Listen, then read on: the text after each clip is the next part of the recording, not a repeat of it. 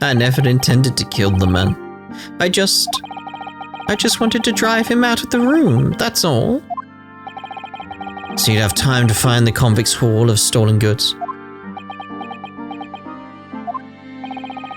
Yet after you'd killed the young man, you still didn't move into the room. I asked the landlord, of course. I pleaded with him, but he refused. Why? I was 3 months behind with the rent, for one thing.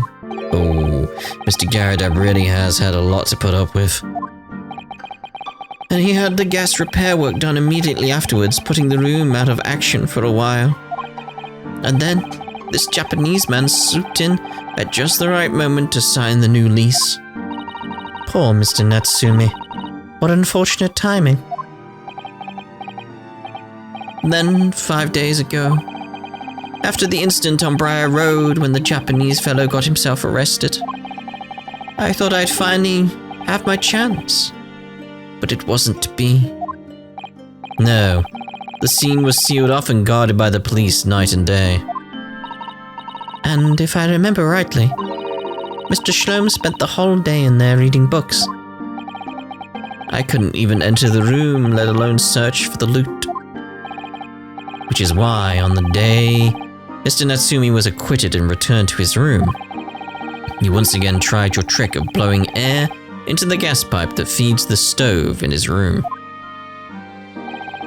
Unbeknownst to you, however, that action would lead you into a deadly trap.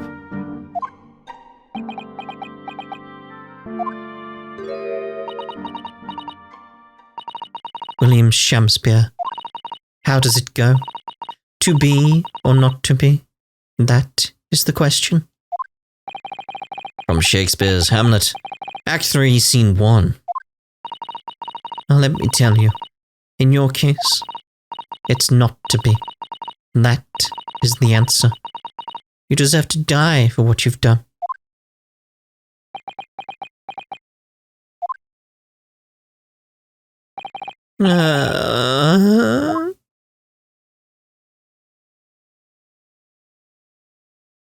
Dear oh dear.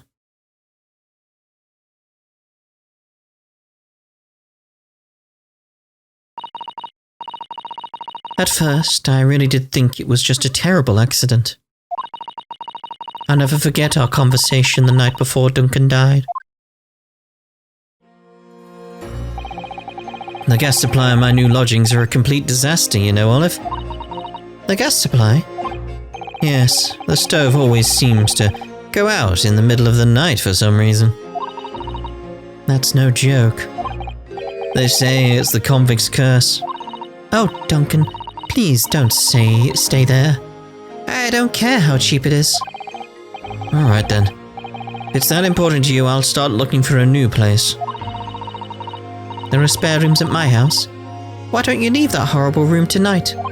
No, I'd better not. We said we'd wait until we'd graduated before we told our parents, remember? Mate. But that was the last time we ever spoke. That very night, you fell victim to the gas. If only I'd known it was going to happen, I'd have insisted he left that horrible room that instant. But instead, all I've been left with is bitter regret. I stopped going to school, but something kept drawing me back to the house on Briar Road. I saw a stooped, Eastern-looking man with a mustache coming out of the house one day when I was there. He walked up the road to Grub's Grubbery for some food, so I followed him and sat myself down next to him. He had some watery-looking soup. He started to pick a quarrel with the publican. The place is cursed, I tell you. Cursed. The ghost of that convict who used to live there is trying to suffocate me. I wake up in the middle of the night, freezing to death because the stove has gone out. The room is full of gas, and I can hardly breathe. But the pipes have been checked, no problem there. Like I'm the problem. That's what they're thinking. But how could that be? Duncan was gone, and now this man had almost suffered the same fate. Could it really be a curse? Or a choice of Steins Gate?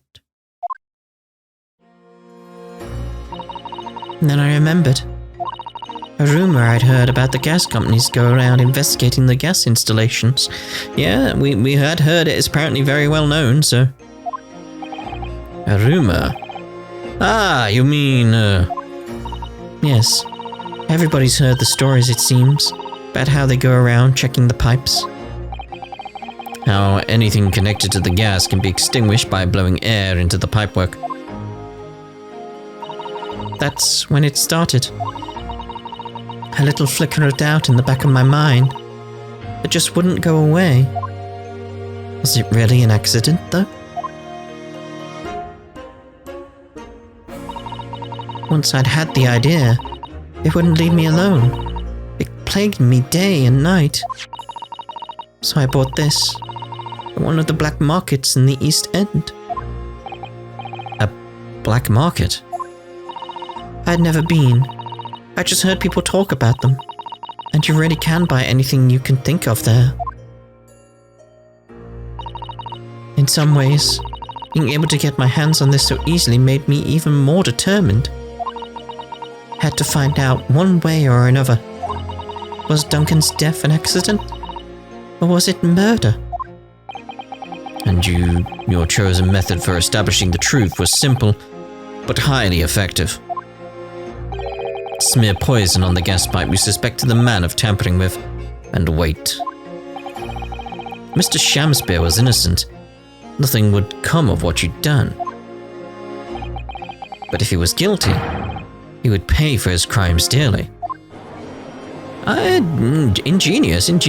Diabolical, but ingenious. Found out the name of the man I suspected, William Shamspeare. And then I wrote him this little note. I have information regarding the death of Duncan Ross. Come to the Slug and Salad on Briar Road at 5 p.m. on the 17th. Don't tell anybody else about this letter or the meeting. It is a matter of utmost importance. Yeah, regardless of whether or not he did it, he'd come. If he'd done it, I knew that would worry him enough, so he'd be sure to go. Well, he would go regardless, right? Surely. So I waited to see if it worked. Like the way I'm thinking is like, say you got a letter like that in these kind of situations, and you're innocent, you'd be like, was he murdered or something?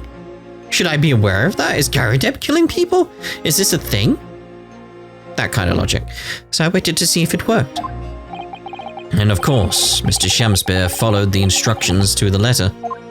Literally. I worked out where the gas pipe was straight away. It's obvious, yeah. So I smeared a good amount of the poison I'd bought all around the mouth of the pipe. All the time, praying that the devil's work wouldn't be done, and that it was all just some wild fantasy. Actually, no. All the time praying that the devil's work would be done, and that the culprit would get his just deserts.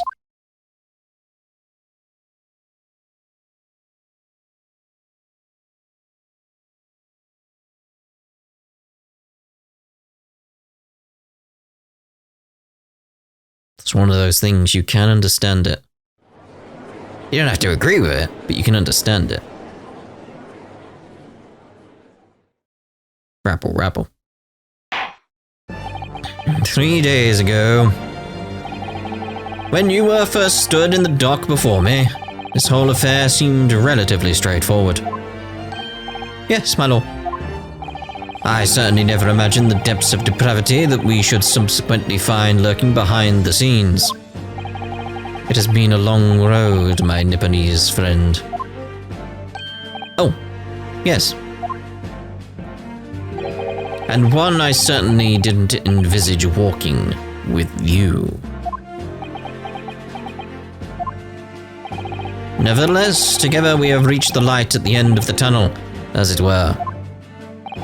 Miss Green. Yes, my lord.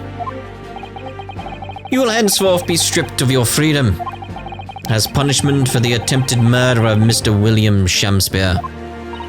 Yes, I know. And you, Mr. Shamspeare, you'll be tried for the murder of Mr. Duncan Ross in cold blood, and the subsequent attempted murder of Mr. Soseki Natsumi here present.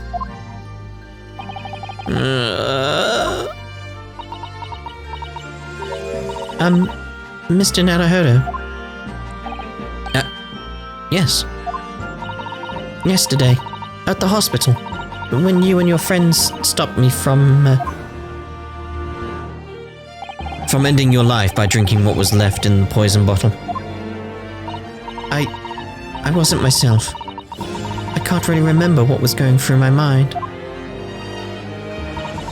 To be or not to be, I suppose. That's a question that's so hard to answer, it seems. I'm glad they got the right context. Because, again, not many people actually know what the context of to be or not to be is. It's like, the question is like, should I kill myself or not? That's what to be or not to be in the context of the story at that point is. It's like, should I end my life or not?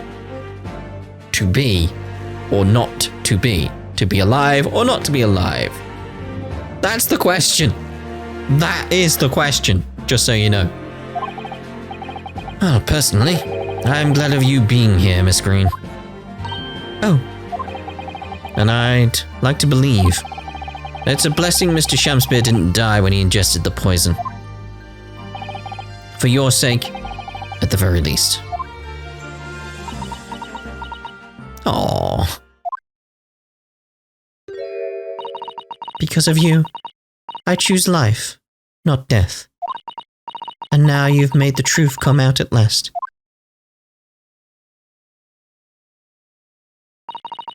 Really, I can't thank you enough.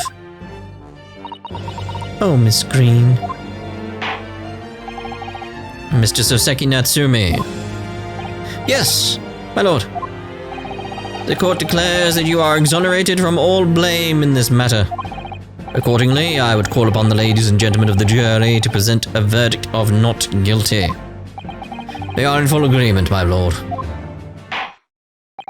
In that case, I hereby declare the defendant... No! Guilty! Did it. We did it. Who has fireworks anyway? Such a terrible idea. Court is adjourned. This explains why the Old Bailey burned down that one time. I'm not sure if it did. I need to check that. Right, hold on. Get on my phone. Get on my phone. Old Bailey fire. Filming? Yeah, you can film there? Huh. History of the Old Bailey Courthouse. It was destroyed in the Great Fire of London in 1666 and rebuilt in 1674. But that's before this point. That's before this point. I don't see anything quickly that's like, oh yeah, by the way, this. Huh. So, no. Right, let's close that and get on with it. 23rd of February, 3:24 p.m, the Old Bailey Defendant's Antechamber. Oh, yes, at last. Divine justice duly done. Divine justice? My dear fellow, if there were any divine justice in this world, you would shave that mustache. No, this has nothing to do with my mustache. Some say the luxuriant mustache is a sign of physical prowess, Mr. Shlomes. Look, student Mr. Naruhodo, Esquire, once again, you've saved me from doom.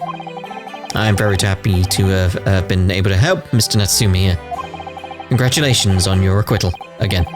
You're second in almost as many days. I was first acquainted with and gained affection for English literature whilst in our great homeland empire. And then, by a twist of fate, I was brought to the land that bore the fruit of that literature. Only the city of bricks and mortar became my prison. Try as I might, I never found my feet here. In the end, I confined myself to my room and lived life through friendly old books.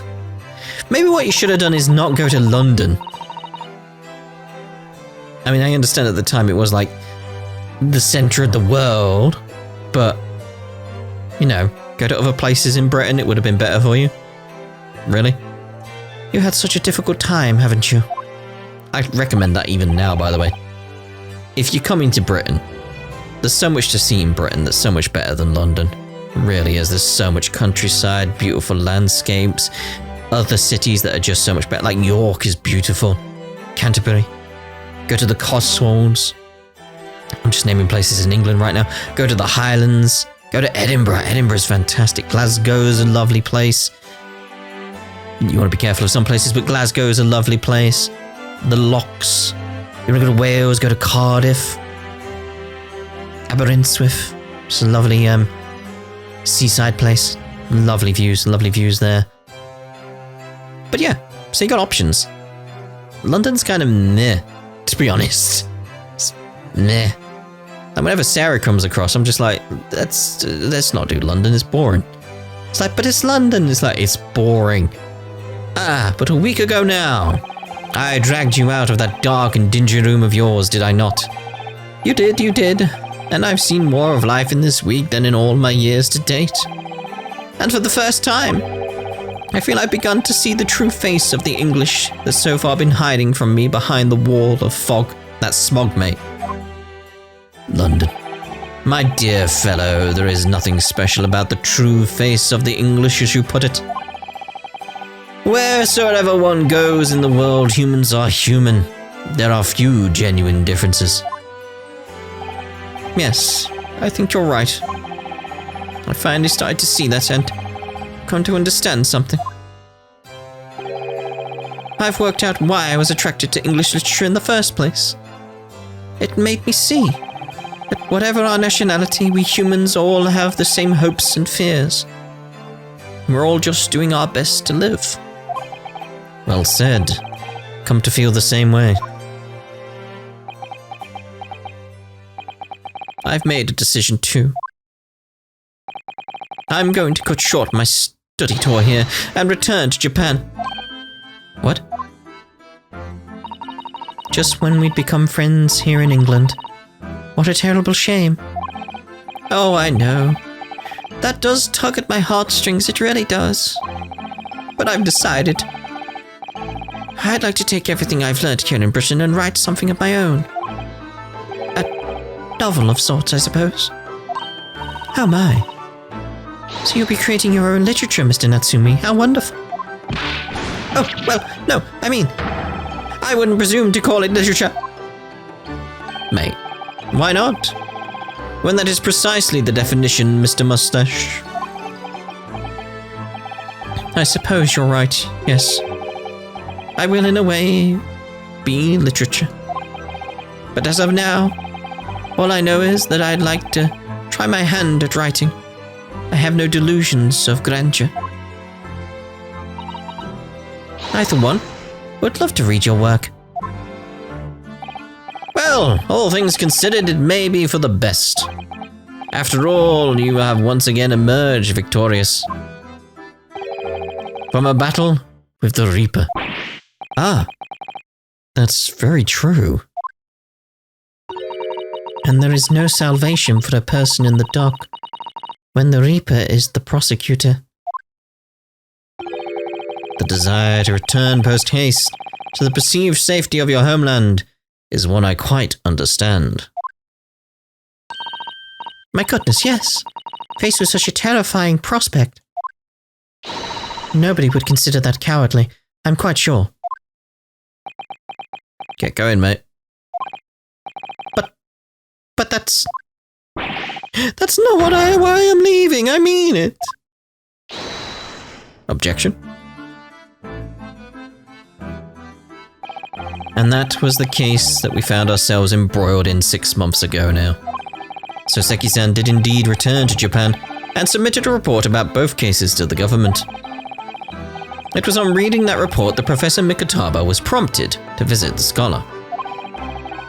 And barely any time later, Suzuto-san was given the news that she must return to Japan as well.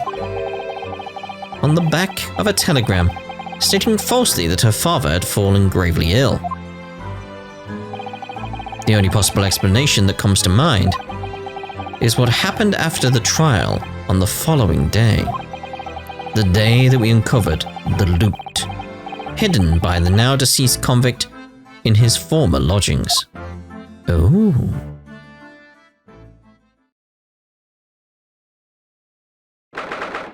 "24th of February, 10:13 a.m., Mr. Natsumi's room." "Oh, well done, Mr. Shlomes. How simply marvelous of you. To uncover the secret hiding place in just one day. Wasn't it supposed to take 30 minutes? As I believe I told you, my dear fellow, skin prints are extremely useful in such situations.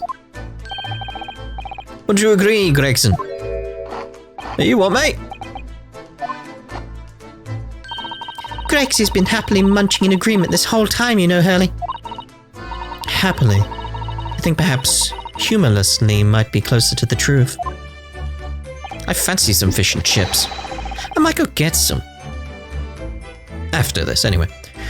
So it transpires the man fashioned a hiding place in the ceiling. And what's in it? What exactly is the loot? Let us look then, if you're ready. Let's examine the late burglar's haul."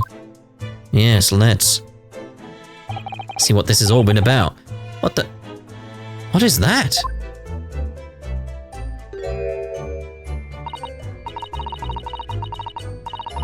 What is that? It's a choker, yeah, a collar, but what's the symbol on the front? B? Is it a B? I'm not sure. I'm not up on my fancy letters, as it were. No. It looks to be some sort of neckband or collar. A collar? It's huge though. And look at all the gemstones set in it. I can see why it's claimed to be worth £1,000. Perhaps I could have it as a belt. Oh, have you noticed on the inside there? There are some dark stains. Yeah, blood. B for blood? You don't think it could be blood, do you? I mean, there's quite a lot of it. On second thoughts, perhaps I won't have it as a belt. Then, of course, there's this emblem here. Large letter B. Right, okay. And a small crown. B and a crown. What does it signify, do you think? Oh, I hadn't noticed that.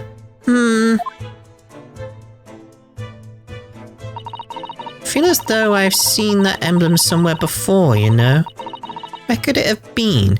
What was the name of the guy in the first trial? No, well, not the first trial. The first British trial we did.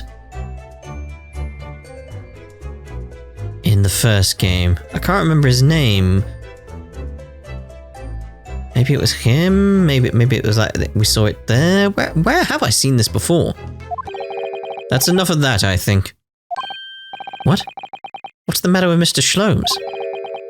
All the colour has drained from his face. Well, Inspector, I believe you ought to be taking this, oughtn't you? It could be valuable evidence, after all. It must be kept safely under lock and key. Yes. Get your grubby hands off that, you lot, and hand it over here now. Well. I'd never seen a collar that large before. B. Baskerville. It's a dog's collar. It's a hound's collar. It's the hound of a Baskerville. Ahaha! And all those jewels certainly look to be extremely valuable. That's not what stood out the most to me. At least not once I'd noticed it. Those dark marks on the inside of the collar. Those stains. Could they really have been blood?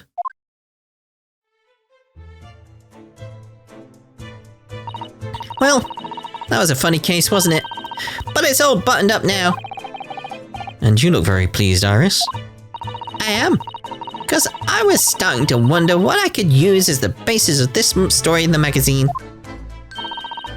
But this case will be perfect. It's been so fascinating. Hound of the Baskervilles. You're talking about the latest installment of The Adventures of Herlock Sholmes, I presume. The mystery of the knife in the mist, and the mustached man and the convict's curse, perhaps. I could make it a 2-part story. Oh, I can't wait. A word, please, Iris. Yes? What is it, Hurley? I'm sorry, but you can't write about this case. It's out of the question. What? Why not? It's a great case. Then I shall have to insist that you limit yourself to the first of your 2 titles. The second must never be written. Is that clear? Yes. Oh. So what the bloody hell is going on that he has to be so harsh of her? And so it was that the second of Souseki-san's cases became buried in obscurity. Hello, voice acting! Now, looking back, I feel I understand. I'd so appreciate if these games had full voice acting. Just from an immersion standpoint, and also from a, oh my god, my throat standpoint. I can see why Mr. Sholmes forbade Iris from publishing the story. It would take a little longer before I saw the link between everything that had happened and would happen. For it wasn't until 2 months after the arrival of Susato-san's letter that events began to unfurl again, with an incident that took place at the very heart of the eagerly awaited Great Exhibition of London. Oh! Well. That'll be the next episode then. End! Come on, I'm pressing X. Come on. Yes, we will. No, I won't. I'll do it separately anyway.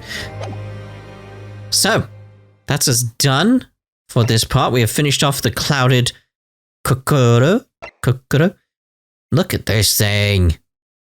It's like we did in Britain have exhibitions like this, like massive things like this. Not a tower like that though. Not in London anyway. Not of that size. It's very much like the Crystal Palace was a thing until it burnt down mysteriously. There is still a bigger area, which is like the area is called Crystal Palace because the Crystal Palace was there. But yeah, gone. They should rebuild it. Crystal Palace looked a bit like the building in the top left there of that image. But obviously, we'll be ending this part here. In the next part, we'll be doing episode 3, The Return of the Great Departed Soul. Huh. The return... Well, I can only think of one that would be significant. So we'll see about that in the next part. Well, the next episode, I'd say. Next part, I'm not doing the whole thing in one go. Anyway, we'll see you in the next part with episode 3. Ta-da for now.